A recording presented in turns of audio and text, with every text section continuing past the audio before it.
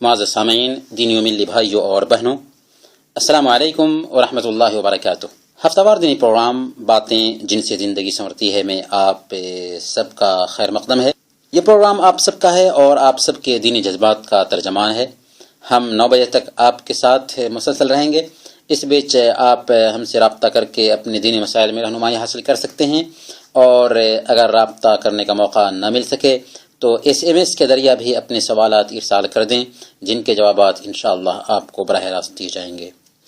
محترم بھائیوں، سچ سے اگر آدمی ڈرتا ہے تو اس کا نتیجہ یاد رکھیں کہ ہمیشہ اچھا ہی ہوتا ہے، اور جھوٹ سے اگر ایک انسان کو بچاؤ محسوس ہوتا ہے تو یاد رکھیں کہ اس کا نتیجہ ہمیشہ برا ہی ہوتا ہے،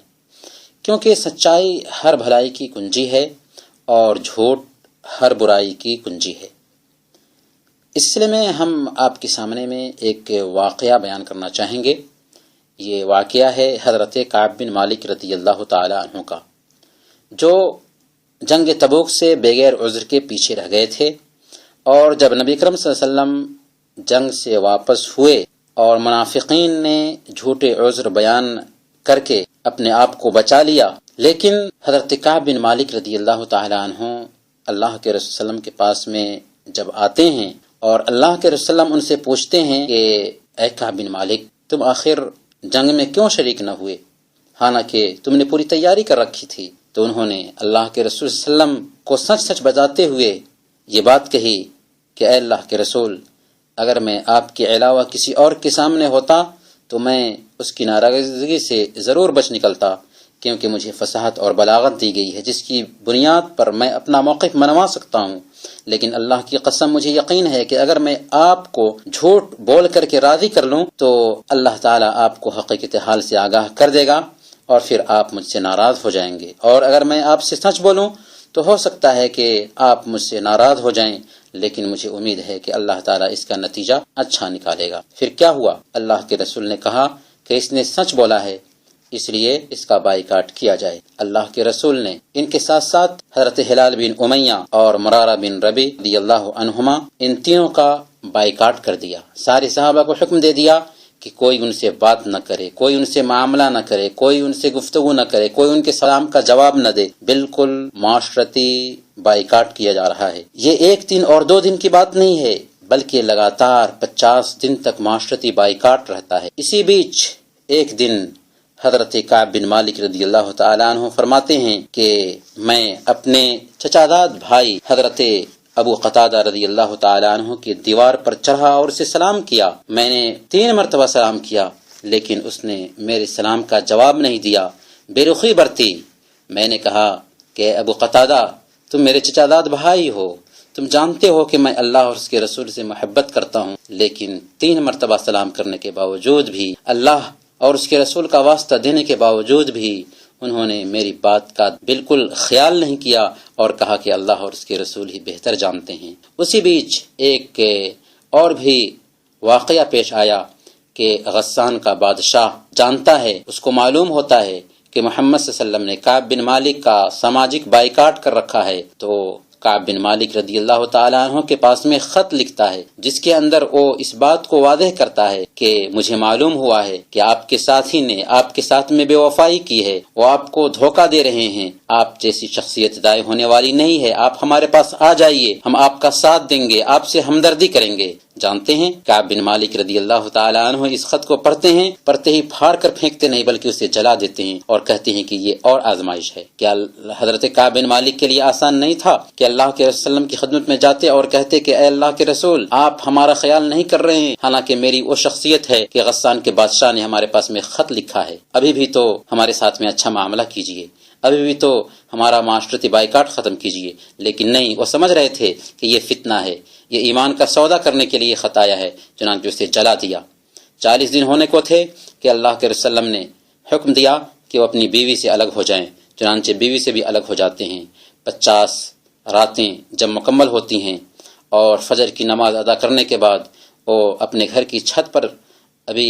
بیٹھے ہی تھے کہ اسی بیچ میں اللہ رب العالمین کی طرف سے حضرت کعب بن مالک کی توبہ کی قبولیت کے بارے میں باضابطہ آیت اتری، اور جبل صلع سے ایک آدمی نے یہ آواز لگایا، یا کعب بن مالک ابشر، اے کعب بن مالک تجھے خوشخبری نصیب ہو۔ اس طرح سے سارا مدینہ جو ان کا معاشرتی بائیکاٹ کیا ہوا تھا، سارا مدینہ ان کو مبارکباد پیش کرنے کے لیے ٹوٹ پڑا، سب کے سب ان کو مبارکبادی دینے لگے۔ اللہ کے نبی صلی اللہ علیہ وسلم بھی ان کو بلاتے ہیں اور کہتے ہیں کہ ابشر بخیر یوم مر علیک منذ ولدتک امک،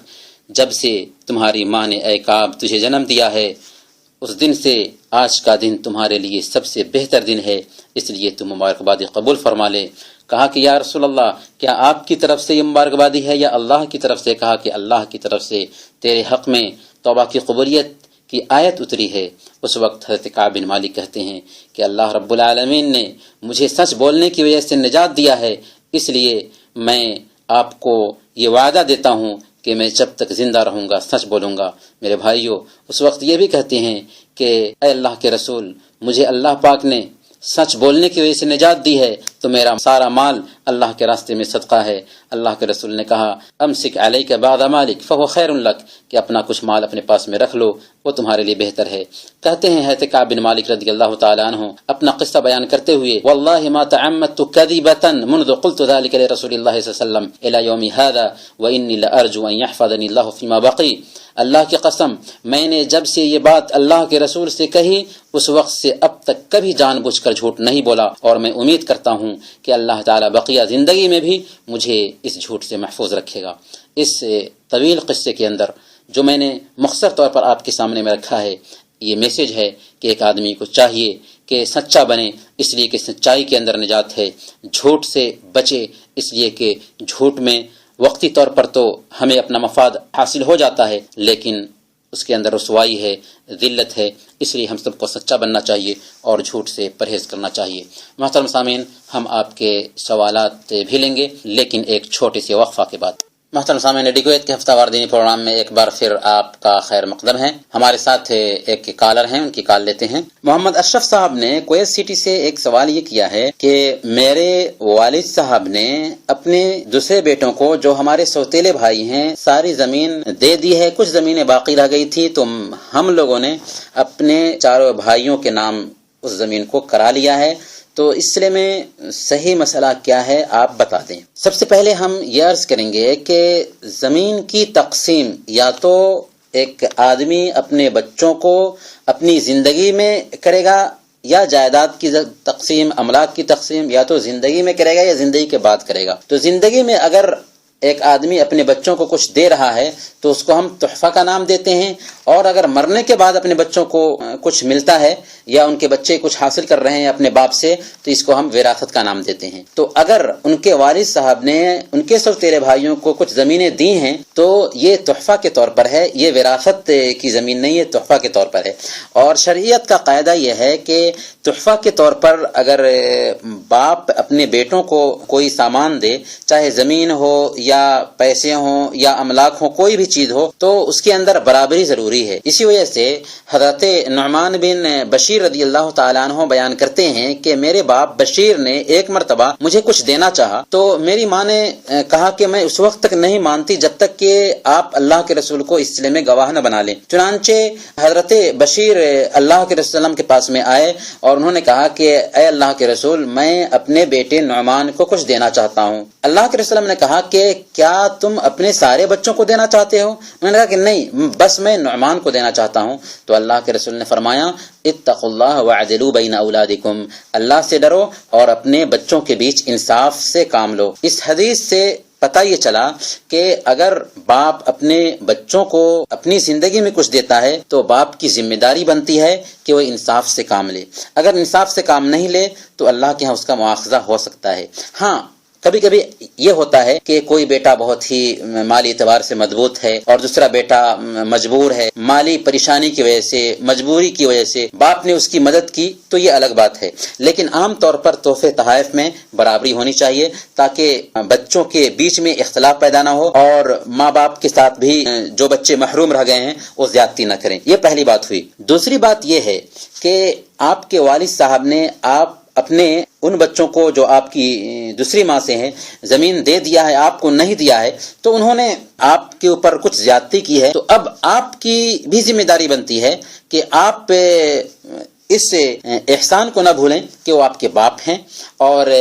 جو آپ کی ذمہ داری ہے اس ذمہ داری کو آپ ادا کریں۔ اب یہ کہ آپ نے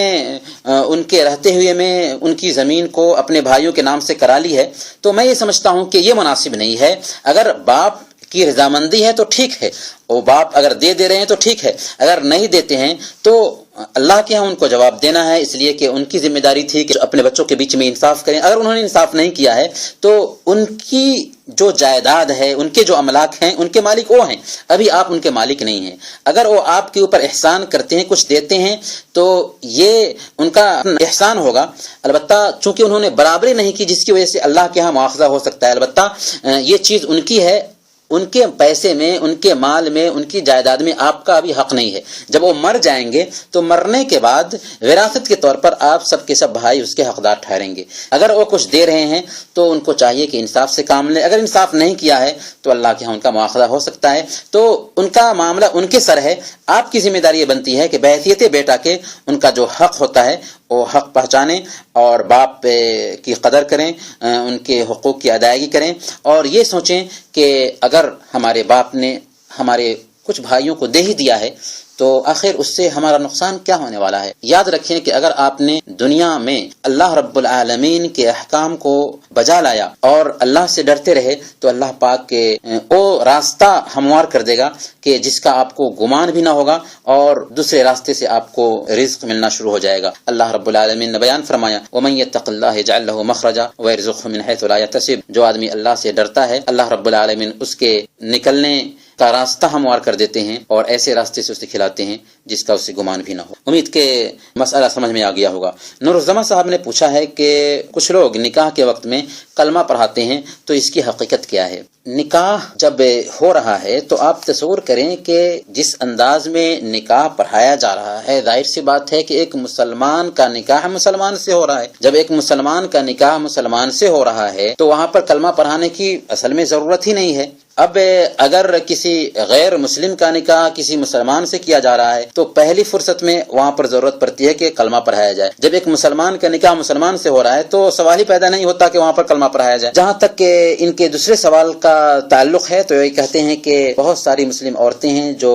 بندیاں وغیرہ رکھتی ہیں، ممکن ہے کہ ان کے علاقے میں کچھ چیزیں پائی جا رہی ہوں جس کا استعمال کرتی ہوں۔ برکیف اس سلسلے میں ہم اصولی بات یہ عرض کریں گے کہ اگر عورت زینت اختیار کرتی ہے تو اس زینت میں کسی دوسری قوم کی مشابہت نہیں پائی جاتی تو یہ زینت صحیح ہے، اس میں کوئی حرج کی بات نہیں۔ اگر دوسری قوم کا شعار ہے، دوسری قوم کی اس کے اندر مشابہت پائی جا رہی ہے تو دوسری قوم کی مشابہت ہونے کی وجہ سے، دوسری قوم کا شعار ہونے کی وجہ سے ایسی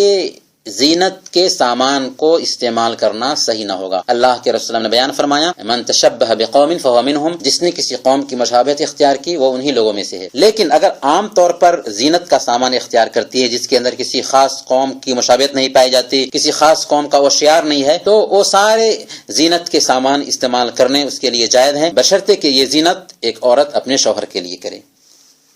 عبد الرحمن صاحب نے پوچھا ہے کہ میں ایک مسجد کو کچھ پیسے دینے والا تھا، میری والدہ نے کہا کہ مسجد کو یہ پیسے دینے کے بجائے کسی غریب بچی کی شادی میں یہ پیسے دے دو تو بہتر رہے گا، مجھے کیا کرنا چاہیے؟ سب سے پہلے ہم یہ عرض کریں گے کہ اللہ کے رسول صلی اللہ علیہ وسلم نے مسجد کی تعمیر میں رقم خرچ کرنے کے تئیں الگ بشارت دی ہے۔ اللہ کے رسول نے بیان فرمایا من بنا للہ مسجدا بنا اللہ لہ بیتا فی الجنہ، جس کسی نے اللہ رب العالمین کے لیے مسجد بنایا، اللہ کا گھر بنایا جس کے اندر اللہ کی عبادت کی جائے تو اللہ رب العالمین اس کے لیے جنت میں گھر بنائے گا۔ ایک انسان کی نیت پر اس بات کا انحصار ہے کہ اگر ایک آدمی پوری مسجد بنانے کی طاقت نہیں رکھتا ہے اور کچھ مال ہی دیا ہے اس کے اندر اور اس مسجد میں وہ اپنا تعاون پیش کیا ہے تو اللہ رب العالمین اس کی نیت کو دیکھتے ہوئے اس کو بھی اس کا ثواب عطا فرمائیں گے۔ رہی بات اس رقم کو کسی غریب لڑکی کی شادی میں خرچ کرنے کی، تو یاد رکھیں کہ کبھی کبھی کوئی کام بہتر ہوتا ہے اور کبھی کبھی دوسرا کام بہتر ہوتا ہے۔ سماج سماج میں جو تقاضے ہیں، جس چیز کی مانگ زیادہ ہے، اس مانگ کو دیکھتے ہوئے، مثال کے طور پر آپ دیکھ رہے ہیں کہ آپ کے سامنے میں کوئی غریب ہے جو مر رہا ہے بھوک سے، اور ایک طرف مسجد کی تعمیر ہو رہی ہے، تو ظاہر سی بات ہے کہ آپ کی ذمہ داری بنتی ہے کہ آپ اس غریب کی مدد کریں جو بھوک سے مر رہا ہے۔ تو اگر وہاں پر آپ دیکھیں کہ مسجد ہمارے علاقے میں پائی جا رہی ہے، دوبارہ مسجد بنانے کی ضرورت نہیں ہے، آج تو یہ ہو رہا ہے کہ مسجدیں ہوتی ہیں، دوبارہ سے 12 مسجدیں بنائی جاتی ہیں، حالانکہ نمازیوں سے مسجدیں خالی ہوتی ہیں۔ تو اگر ایسا ہے کہ واقعی مسجد کی ضرورت نہیں ہے اور وہاں پر آپ کے پاس میں پیسے ہیں اور غریب ہے، اس کی شادی کا مسئلہ ہے، اس کے کھانے کا مسئلہ ہے، تو ظاہر سی بات ہے کہ وہاں پر کسی غریب کی مدد کرنا بہتر رہے گا۔ لیکن آپ دیکھ رہے ہیں کہ آپ کا علاقہ ہے، آپ کی بستی ہے، وہاں پر مسجد نہیں ہے، مسجد کی تعمیر وہاں پر ضروری ہے، تو اس کے لیے اگر آپ پیسے دے رہے ہیں تو وہاں پر مسجد کے لیے پیسے دینا بہتر رہے گا۔ تو اس کو آپ سمجھ سکتے ہیں کہ کون سا طریقہ بہتر ہے ہمارے لیے۔ توفیق احمد صاحب نے فاعل سے پوچھا ہے کہ ایک عورت کو کسی مرد نے طلاق دے دیا ہے اور پھر وہ اسی مرد سے شادی کرنا چاہتی ہے، تو کیا شادی کرنے کے بعد اس سے ملنا ضروری ہے، ہم بستری ضروری ہے، یا کیا شکل ہوگی؟ بات یہ ہے کہ اگر کسی آدمی نے اپنی بیوی کو 3 طلاق دے دیا تو 3 طلاق دینے کے بعد شریعت کا حکم یہ ہے کہ 3 طلاق کا استعمال اگر اس نے الگ الگ مجلسوں میں کیا ہے تو ظاہر سی بات ہے کہ اس کی بیوی اس کے اوپر حرام ہو گئی۔ اب اگر پھر اس کے ساتھ میں تعلق قائم کرنا چاہتا ہے، پھر اس سے رشتے زوجیت قائم کرنا چاہتا ہے، تو جائز نہیں ہے سوائے اس کے کہ اس عورت کی شادی کسی دوسرے مرد سے ہو جائے۔ اب اگر یہ پہلا شوہر اس دوسرے مرد سے اگر شادی کرا رہا ہے اس لیے تاکہ اس کو حلال کر دے، تو یاد رکھیں یہ حرام طریقہ ہے، اور اللہ کے رسول صلی اللہ علیہ وسلم نے بیان فرمایا لعن اللہ المحلل والمحلل لہ، اللہ کی لعنت ہے حلالہ کرنے والے پر اور جس کے لیے حلالہ کیا جائے اس کے اوپر۔ اب تصور کیجئے اللہ کے رسول لعنت بھیج رہے ہیں ایسے آدمی کے اوپر جو حلالہ کراتا ہے اور جو حلالہ کرتا ہے۔ اسی طرح سے اللہ کے رسول نے بیان فرمایا الا اخبرکم بالتیس المستعار، کیا میں تجھے کرایہ پر لیے گئے سانڈ کے بارے میں نہ بتاؤں؟ پھر آپ نے فرمایا المحلل والمحلل لہ، یہ حلالہ کرنے والا اور وہ ہے جس کے لیے حلالہ کیا جاتا ہے۔ تو اگر کوئی آدمی اپنی بیوی کو حلال کرنے کے لیے کسی دوسرے سے شادی کراتا ہے تاکہ وہ چند دنوں رکھ کر کے، چاہے 2 سال ہی کیوں نہ ہو، 4 سال ہی کیوں نہ ہو، 10 سال ہی کیوں نہ ہو، ایک مختصر مدت کے لیے، ایک متعین مدت کے لیے اگر اپنی بیوی کو کسی دوسرے کے پاس میں بھیجتا ہے شادی کر کے اور وہ چند دنوں کے لیے رکھے پھر طلاق دے دے تاکہ اپنے پہلے شوہر کے لیے یہ حلال ہو سکے، تو ایسے لوگ ملعون ہیں۔ اللہ کے رسول نے لعنت کیا ہے ایسے لوگوں کے اوپر جو ایسا کرتے ہیں، اور یہ ایک عزت کے ساتھ میں کھلواڑ بھی ہے، اس لیے کہ شادی ہمیشہ کے لیے ہوتی ہے، یہ پختہ میثاق ہے، یہ چند دنوں کا کھیل نہیں ہے، تماشا نہیں ہے۔ تو اگر ایسا کرتا ہے تو ایسا کرنا جائز نہیں ہوگا اس کے لیے۔ ہاں، شکل کیا ہے کہ اگر اس عورت کی شادی دوسری جگہ ہو گئی، پھر دوسرا شوہر اس کو کسی اختلاف کی بنیاد پر طلاق دے دیتا ہے، تو پھر پہلے شوہر کے لیے گنجائش ہوگی کہ وہ رجوع اختیار کر لے، ورنہ اس کے علاوہ اور کوئی شکل نہیں ہے۔ اگر اپنے اختیار سے دوسرے شوہر نے طلاق دے دیا، اس کے اوپر جبر نہیں ہے، اس سے معاہدہ نہیں کیا گیا ہے، اپنے اختیار سے دوسرے شوہر نے طلاق دے دیا ہے، تو پہلا شوہر اب چاہے گا تو اس سے شادی کر سکتا ہے۔ اگر صرف حلال کرنے کے لیے شادی کی ہے، چاہے 1 رات کے لیے ہو یا 10 مہینے کے لیے ہو، تو یہ حرام ہے اور ایسے لوگ ملعون ہیں، جیسا کہ آپ نے حدیث سماعت فرمایا۔ امید کہ آپ کے سوال کا جواب واضح ہوگا۔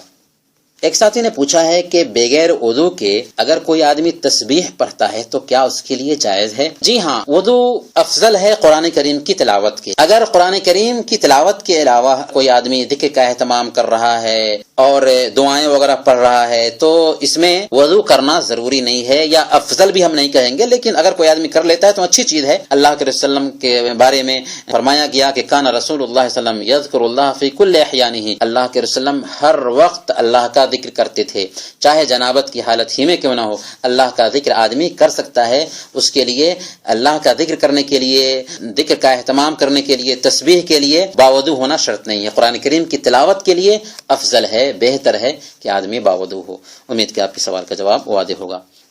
ایک ساتھی نے فروانیہ سے یہ پوچھا ہے کہ میری شادی کو 12-13 سال ہو گئے، میری ساس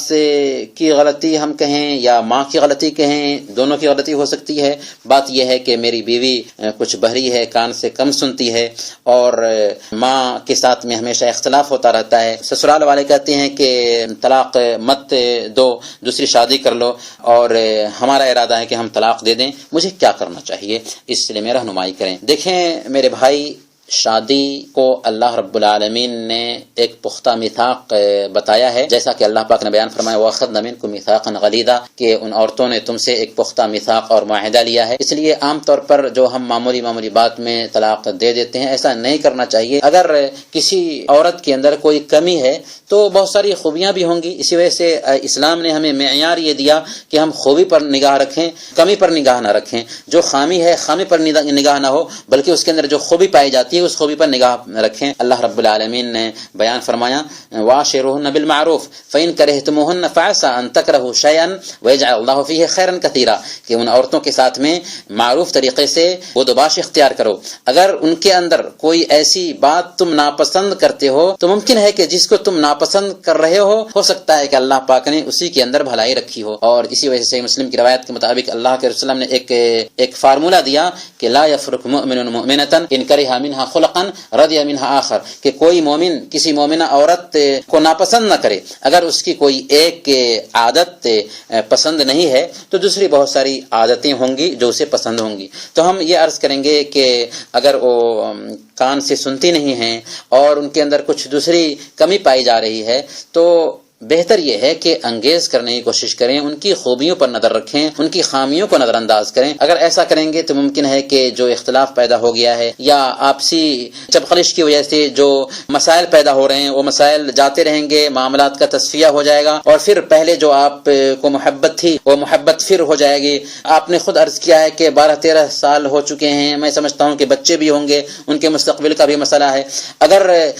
آپ کے سسرال کی طرف سے یہ آفر آیا ہے کہ دوسری شادی کر لو اور ان کو بھی رہنے دو تو یہ اور اچھی بات ہے۔ اگر واقعی آپ یہ سمجھتے ہیں کہ آپ کو بیوی کی ضرورت محسوس ہوتی ہے اور یہ آپ کی ضرورت پوری نہیں کر پاتی ہیں یا ایسے کچھ مسائل ہیں تو آپ دوسری شادی کی گنجائش نکال سکتے ہیں، لیکن طلاق دے کر کے ان کو جدا کر دینا اس حالت میں کہ ان کے پاس میں مجبوری بھی ہے، یہ بہتر نہیں ہوگا، جبکہ آپ 13-14 سال ان کے ساتھ میں گزار چکے ہیں۔ میں یہ مشورہ دوں گا کہ آپ معاملے کا تصفیہ کرنے کی کوشش کریں، اور میں سمجھتا ہوں کہ اگر مل بیٹھ کر کے مسئلے کو حل کرنے کی کوشش کریں گے تو انشاءاللہ مسئلہ حل ہو جائے گا۔ محمد سراج صاحب نے پوچھا ہے کہ ایک آدمی 50 سال کی عمر کا ہے اور وہ نماز ادا نہیں کرتا، جب ہم اس کو سمجھاتے ہیں تو وہ غصہ ہوتا ہے، ہمیں کیا کرنا چاہیے؟ جو آدمی زیادہ عمر کا ہو جاتا ہے اور وہ اللہ رب العالمین کے احکام کو بجا نہیں لاتا تو اللہ رب العالمین کا جو حکم ہے وہ اس کے لیے بہت سخت ہے۔ اور ظاہر سی بات ہے کہ ایک آدمی کو اللہ رب العالمین نے صحت دیا، تندرستی دی، جوانی دی اور ہر طرح کی نعمتوں سے مالا مال کیا، اب وہ ایک 60 سال کی عمر کو پہنچ چکا ہے، 70 سال کی عمر کو پہنچ چکا ہے، 50 سال کی عمر کو پہنچ چکا ہے، ایسی حالت میں بھی اللہ رب العالمین کے احکام کو بجا نہیں لا رہا ہے تو ظاہر سی بات ہے کہ اس سے بڑھ کر نافرمان کوئی نہیں ہوگا۔ ایسے انسان کو تو یہ سوچنا چاہیے کہ پتہ نہیں کہ کب موت آئے اور ہم اللہ رب العالمین کے پاس میں پہنچا دیے جائیں۔ اس لیے ہر انسان کو یہ سوچنا چاہیے کہ ہمیں جو زندگی ملی ہے یہ چند دنوں کی زندگی ہے، ایک دن ہم اللہ رب العالمین کے پاس میں پہنچنے والے ہیں، اپنے ایک ایک عمل کے حساب و کتاب چکانے والے ہیں، اللہ رب العالمین ہم سے پوچھنے والا ہے۔ یوم دن تعرضون لا تخفى عنکم خافیہ، ایک دن اللہ رب العالمین کے پاس میں پیش کیے جاؤں گے، اس دن کوئی بھی چیز پوشیدہ نہیں رہ سکتی۔ اللہ رب العالمین ہماری صحت کے بارے میں پوچھے گا، ہماری دولت کے بارے میں پوچھے گا، ہم اپنی نعمتوں کے بارے میں پوچھے گا، وہ پوچھے گا کہ تم نے اے میرے بندے ہمارے لیے کیا کیا، ہم کیا جواب دے سکیں گے؟ ایسے انسان کو چاہیے کہ جو غفلت میں ہے وہ اپنے آپ کا محاسبہ کرے، اپنے نفس کا جائزہ لے کہ اس کے اندر جو کوتاہی ہے اس سے توبہ اختیار کرنے کی کوشش کرے، اور جو کمی ہے اس سے اللہ رب العالمین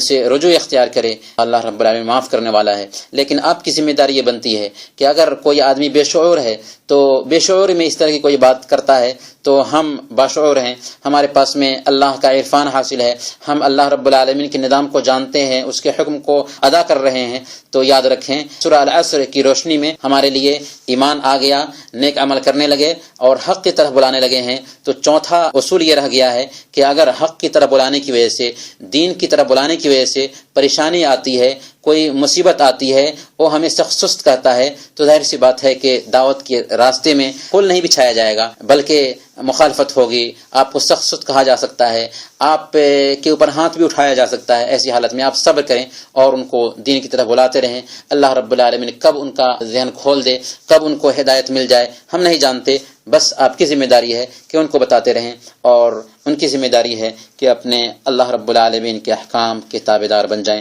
اللہ تعالی ہم سب کو اپنے دین کا تابعدار بنائے، آمین۔ اسی طرح سے ہمارے پاس میں بہت سارے SMS بھی آئے ہوئے ہیں، ان میں سے ایک SMS ہے،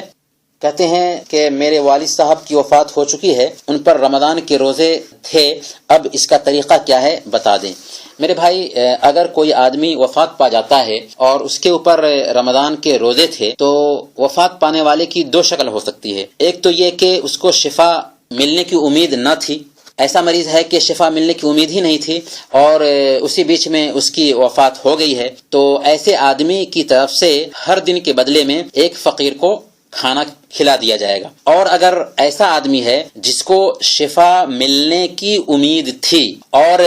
اس کو فرصت نہ مل سکی، مثال کے طور پر رمضان میں بیمار پڑا اور رمضان ہی میں اس کی وفات ہو گئی، تو شفا ملنے کی امید تھی، اس کو موقع نہ مل سکا، یہاں تک کہ وہ وفات پا گیا، تو اس کی طرف سے کچھ بھی کرنے کی ضرورت نہیں ہے۔ لیکن ایسا آدمی جس کو شفا ملنے کی امید تھی، بیمار تھا اور رمضان ختم ہو گیا، بیماری بھی ختم ہو گئی، اس کو موقع ملا اور اب تک قضا نہ کر سکا تھا، ایسا آدمی مر جاتا ہے، تو اس کے لیے حکم یہ ہے کہ رشتہ دار اس کی طرف سے اس روزے کی قضا کریں جس روزے کی وہ ادائیگی نہ کر سکا ہے۔ رشتہ داروں میں اس کے بھائی ہو سکتے ہیں، اس کی بیوی ہو سکتی ہے، اس کی بہن ہو سکتی ہے، اس کی ماں ہو سکتی ہے، اس کے قریبی جو لوگ بھی ہیں وہ اس روزے کی ادائیگی کر سکتے ہیں۔ اللہ کے رسول نے بیان فرمایا، من مات وعلیہ صیام صام عنہ ولیہ، کہ جو کوئی مر جائے اور اس کے اوپر روزے ہوں تو اس کے ولی، اس کے گھر کے رشتہ دار اس کی طرف سے روزہ رکھیں۔ تو یہ حکم چونکہ عام ہے، بہت سارے علماء نے یہ کہا ہے کہ نظر کے تعلق سے یہ حکم ہے، حالانکہ بات یہ ہے کہ نظر کا روزہ ہو یا رمضان کا روزہ ہو، کوئی بھی روزہ ہو، اگر مریض مرض سے عافیت پا لیتا ہے اور اس کو موقع ملتا ہے اور اس بیچ میں اس روزے کی ادائیگی نہ کر سکا تھا، اسی حالت میں اس کی موت آ گئی، اب اس کے اولیاء کی ذمہ داری بنتی ہے کہ اس مریض کی طرف سے روزہ رکھ دے، انشاءاللہ اس کے لیے وہ روزے کفایت کر جائیں گے۔ محترم سامعین، اب ہمارا وقت ہوا چاہتا ہے، ہمارے پاس میں اور بھی SMS رہ گئے تھے، لیکن ہم انہی چند کلمات پر بس کرتے ہوئے اللہ رب العالمین سے دعا کرتے ہیں کہ اللہ رب العالمین ہم سب کے ساتھ میں خیر کا معاملہ فرمائے۔ ہم کس طرح کی پریشانی سے دوچار ہیں تو اے اللہ تو ہماری پریشانی کو دور فرما دے، ہمارے جو بھائی یا بہن ان کا دل ٹوٹا ہوا ہے اے اللہ ان کے دلوں کو جوڑ دے، ہمارے جو بھائی ملازمت سے محروم ہیں ان کو برسر روزگار کر دے، اور جو لوگ اس دنیا میں زندہ ہیں انہیں ایمان پر زندہ رکھ، اور جو لوگ وفات پا چکے ہیں کی قبروں کو نور سے بھر دے اور انہیں جنت الفردوس میں جگہ نصیب فرما، آمین۔ وصلی اللہ علی نبینا محمد وعلی آلہ وصحبہ اجمعین۔